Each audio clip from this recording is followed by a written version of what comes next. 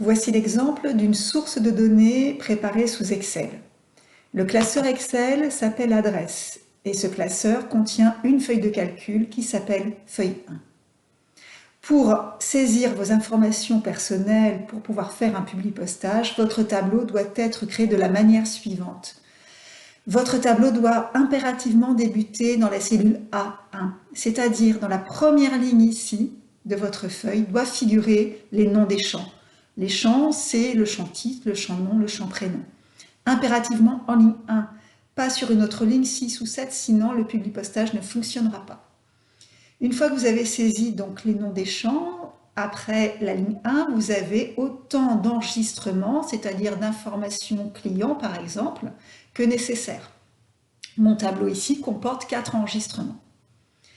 Il est impératif également dans ce tableau de ne pas avoir de cellules fusionnées.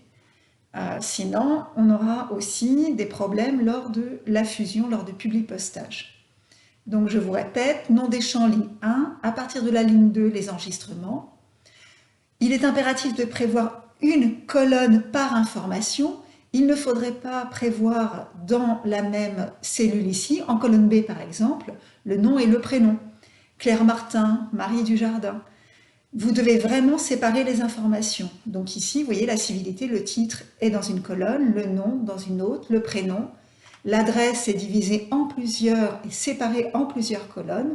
Code postal et la ville sont bien séparés. Pourquoi je vous dis ça? Parce qu'après, nous pourrons faire des filtres.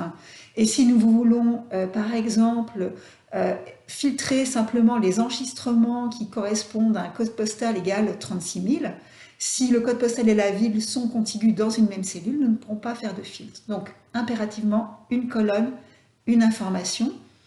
Ne pas prévoir de ligne vide, donc intermédiaire, ni de colonne vide.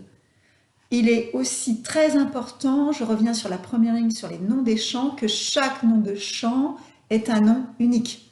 Évidemment, ne pas avoir deux fois le champ ville, le champ code client, etc. Voilà les consignes pour la construction de votre liste.